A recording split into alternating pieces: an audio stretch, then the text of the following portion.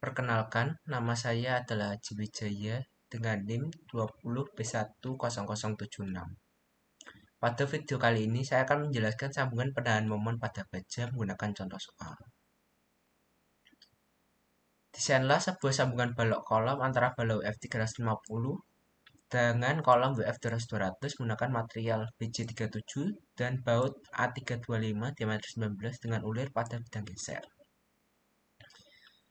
Lalu dari soal diketahui momen sebesar 15 kN dead dan 30 kN live. Lalu ada gaya geser yang bekerja sebesar 20 kN dead dan 50 kN live. Lalu properti penapang pada bawah ini seperti WF 350 dengan D 300, TF tebal flange 9 mm, TW tebal bed 6,5 mm. Lalu WF 200 dengan D 200 mm, TF tebal flange 12 mm, dan DW 8 mm. Lalu yang selanjutnya mencari momen ultimate dan gaya ultimate. Menggunakan kombinasi yang sama yaitu 1,2 D ditambah 1,6 L sehingga dapatkan momen ultimate sebesar 66 kN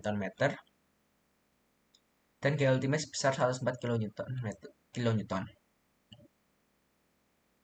Lalu menghitung tahanan nominal baut.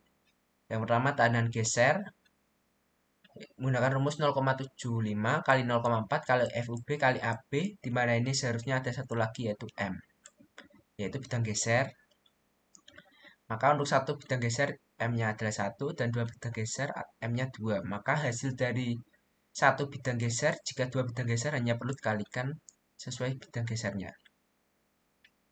Lalu FUB adalah tahanan putus baut sebesar 825 untuk tipe A325 dan AB adalah luas penawang baut yang dapat cari menggunakan rumus seperempat pi D kuadrat. Lalu untuk tahanan tumpu, untuk tahanan geser tadi dapatkan nilai sebesar 70,2 kN untuk satu bidang geser dan 140,4 kN untuk dua bidang geser. Untuk tahanan tumpu ada dari web balok dan flange balok. Akan rumus 0,75 kali 2,4 kali FU kali dP kali T. Untuk FU itu tahanan putus dari salah satu yang terkecil antara profil ataupun baut. Di sini adalah profil BJ37 bari 370. dP diameter baut 19. T tebal tergantung di web atau flange. Maka untuk web maka 6,5 dan jika flash adalah 9 sehingga dapatkan untuk tahanan tumpu pada web 82,2 kN dan tahanan tumpu pada flash 113,8. Lalu untuk tahanan tarik digunakan rumus 0,75 kali 0,75 kali FU B kali AB sehingga dapatkan tahanan tarik baut 131,6 kN. Lalu untuk perhitungan siku penyambung atas dan bawah. Yang kalau gambar yang ini dicoba dua buah baut pada masing-masing profil siku. Ini digambarkan seperti ini.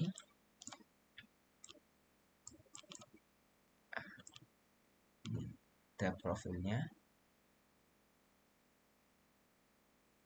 Nah, coba dua buah bautnya itu pasang berjajar,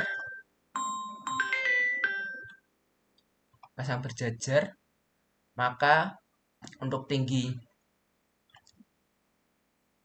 yang diperlukan dicoba M momen dibagi 2 T tahanan tarik baut karena momen itu bersifat tarik,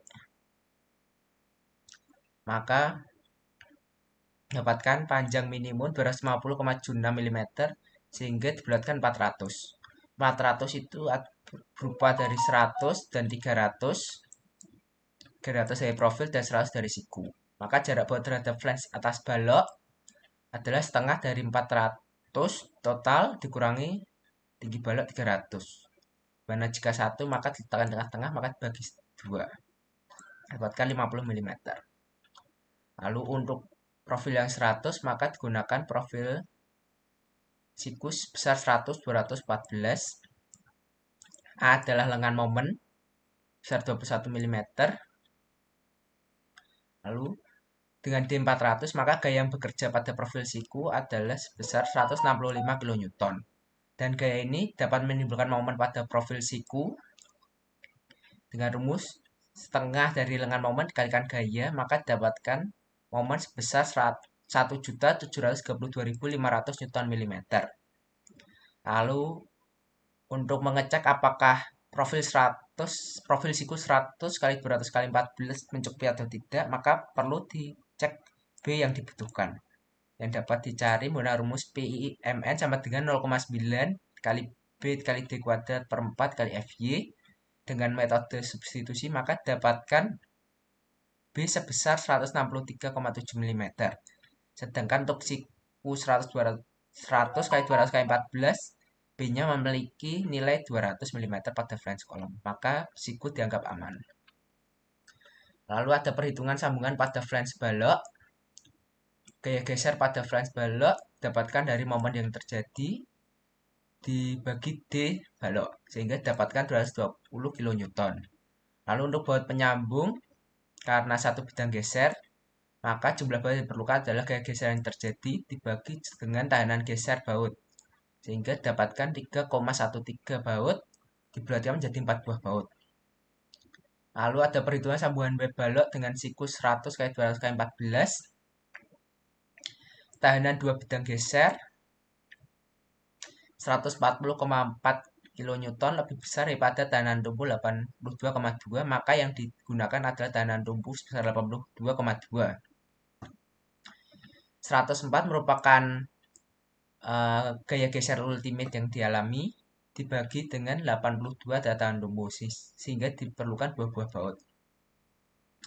Lalu ada ini ditentukan dua bidang geser karena dapat dilihat pada gambar yang di sini itu adalah ada dari tebal, ada dari profil balok itu sendiri, lalu ada profil siku, maka dapat terjadi dua bidang geser. Sehingga untuk sambungan web balok dengan siku diperlukan dua buah baut.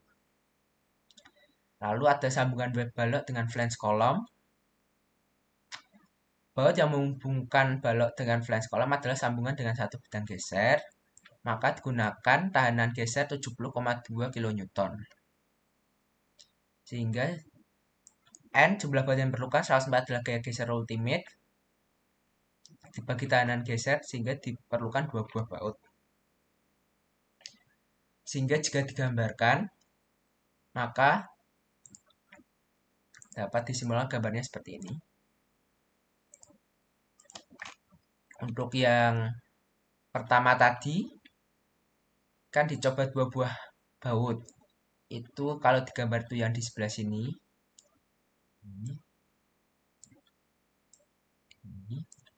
Ini. Lalu untuk yang perhitungan sambungan pada flange balok, itu 4 buah bidang geser, 4 buah baut, itu yang di sini, satu, ini, dan ini. Lalu untuk perhitungan sambungan web balok dengan siku, itu 2 buah baut itu baru yang ini, yang di tengah ini. Dan harusnya di sini ada 1, 2. Lalu untuk yang sambungan web balok dengan flange column, itu yang di sebelah sini.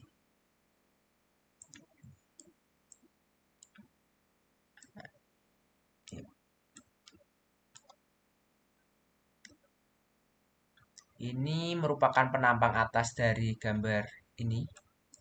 Jadi ini itu, jadi jika ini dilihat ke bawah dari sini, maka akan jadi seperti ini. Nah, 4 buah baut itu adalah yang tadi, yang ini. Dan ini adalah penampang atas tuh yang tadi yang dicoba 2 buah baut. Berikut adalah presentasi dari saya. Terima kasih.